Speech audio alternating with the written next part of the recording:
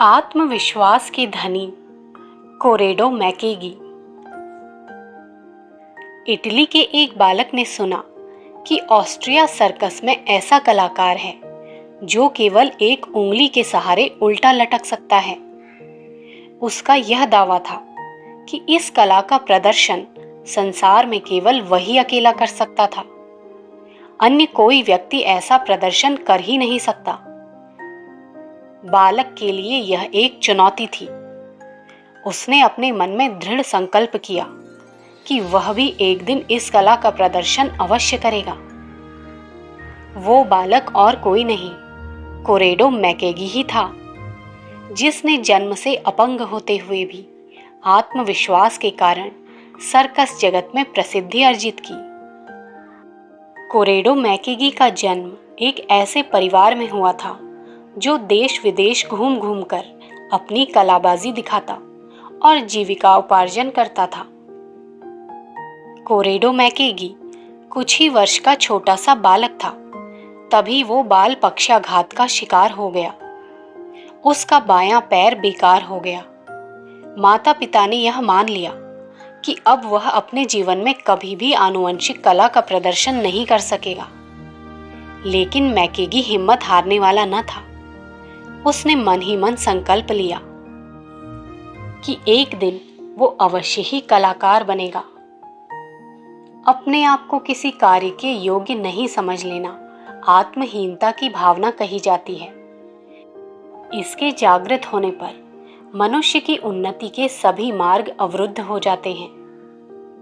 कोई दूसरा होता तो अपंग होने की दशा में आत्महीनता का शिकार हो जाता। उसे संसार में एक दीनहीन का जीवन जीना पड़ता।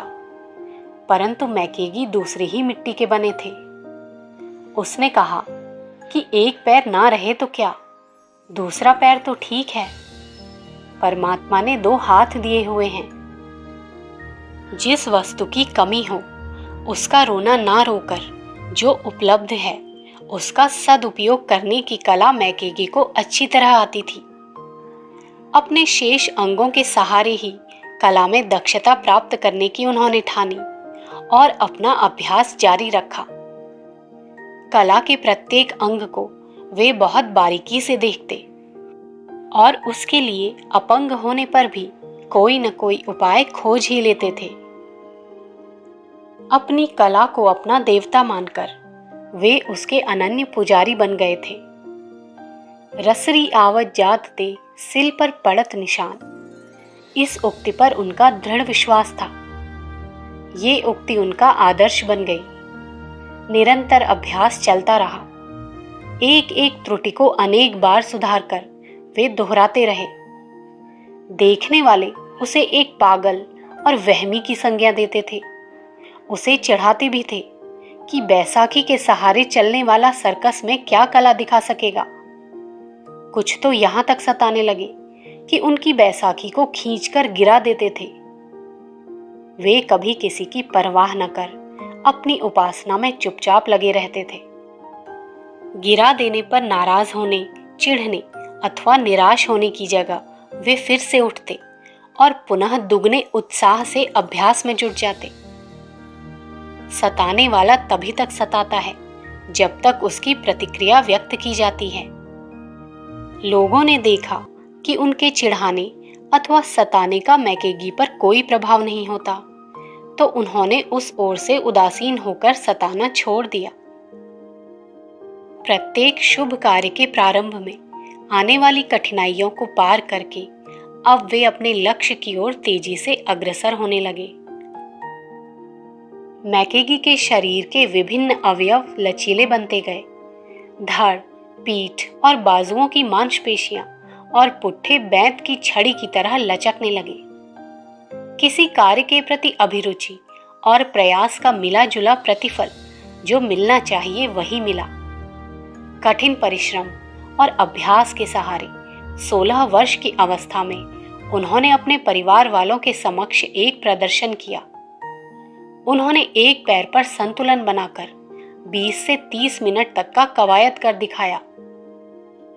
परिवार के लोगों ने बेकार समझकर बालक की ओर ध्यान देना छोड़ दिया था, परंतु उन्हें ऐसे प्रदर्शन करते देखकर उनकी ओर आकृष्ट हुए। पिताजी ने उन्हें अब आगे का अभ्यास करने के लिए उत्साहित किया। ये मैकेगी की पहली विजय थी।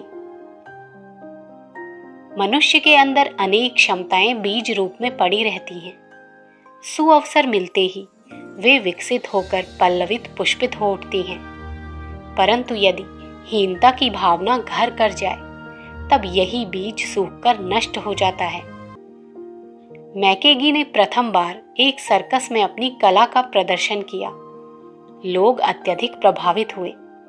उन्होंने हर्षित ध्वनि से उनका स्वागत किया। कभी कभी उनका आत्मविश्वास डगमगाता। वह समझते कि लोग उनकी कला से नहीं, उनके अपंग होकर प्रदर्शन करने के कारण प्रभावित हुए हैं। वह सोचने लगे कि कुछ लोग हंसी उड़ा रहे हैं। उन्हें अपनी कलाकारी से संतुष्टि नहीं मिली। उन्होंने मन ही मन अधिक श्रेष्ठ कला का प्रदर्शन कर लोगों को आश्चर्यचकित करने का निश्चय किया। अभ्यास और लगन से कला निखरती है। ऐसा ही हुआ। एक दिन ऐसा आया जबकि उन्होंने गुरुत्वाकर्षण के सभी सिद्धांतों को झुठलाते हुए एक हाथ के बल पर शरीर को सीधा खड़ा कर दिखाया। धीरे धीरे उनमें आत्महीनता की भावना घटती ही गई और आत्मविश्वास बढ़ता गया। अब संसार के सर्कस जगत में उनका नाम बढ़ता गया। उन्हें लगा कि परिवार वालों के साथ रहने से अपनी कला में निखार लाना कुछ कठिन है। परिवार के लोग पुराने विचार होने के कारण प्रत्येक कला को रूढ़िवादी ढंग से प्रदर्शित करते थे। मैकेगी चाहते थे कि आधुनिकता का पुट देकर कला को और अधिक आश्चर्यजनक बनाया जाए। अतः वे सन 1964 में अपने परिवार से अलग होकर कार्य करने लगे। कला के पुजारी सिरको ओरफोर्ड सर्कस के मैनेजर ने उसे अपने सर्कस में रख लिया। वहां वे एक से बढ़कर एक आश्चर्यजनक कला का प्रदर्शन करते थे। श्रेष्ठ कार्य और कला हमेशा से लोगों को आकर्षित करते रहते हैं। कठिनाई कभी अकेली नहीं आती, वह अपने पूरे दलबल के साथ आती है। अभी ख्याति अर्जित करते कुछ ही महीने बीते थे कि दुर्भाग्य फिर आ पहुंचा। मैकेगी की बैसाखी दरी के नीचे एक छोटे गड्ढे में फंस गई और वे मुंह के बल गिर पड़े। अपने आप को गिरने से बचाने के प्रयास में उनका दाहिना हाथ टूट गया।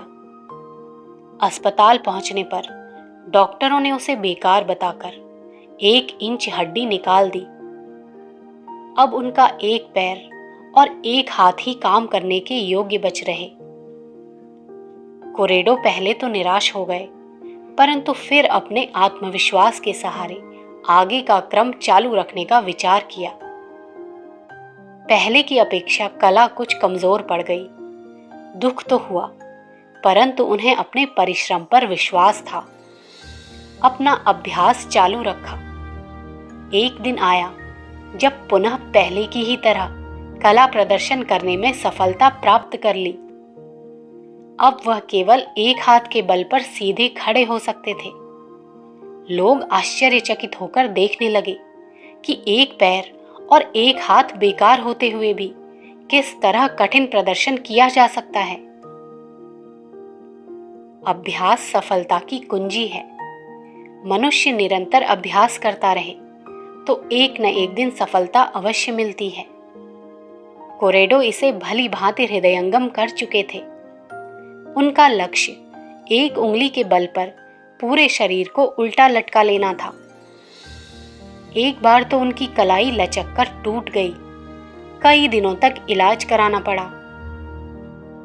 ठीक होने पर पुनः अभ्यास शुरू कर दिया। अंत में एक समय ऐसा आया जब वह अपने लक्ष्य तक पहुंच ही गए। उन्होंने हाथ की एक उंगली के सहारे अपने शरीर को उल्टा लटकाकर लोगों को आश्चर्य में डाल दिया। इस प्रकार उस ऑस्ट्रियाई कलाकार का घमंड उन्होंने चूर चूर कर दिया, जो यह दावा करता था कि ऐसा प्रदर्शन उसके अलावा संसार में दूसरा कोई नहीं कर सकता। कठिनाई देखने में विशाल आकार की लगती है, लेकिन फूस की ढेर की तरह एक साधारण मनुष्य उसे जलाकर खाक कर सकता है। मनुष्य के भीतर आत्मविश्वास की भावना जाग सके तो कोई कारण नहीं कि कोई कठिनाई उसके सामने टिक सके। आत्मविश्वास का फल तो सफलता ही है। संदर्भ पुस्तक मनोबल के धनी भाग 1। लेखक पंडित श्री राम शर्मा आचार्य जी।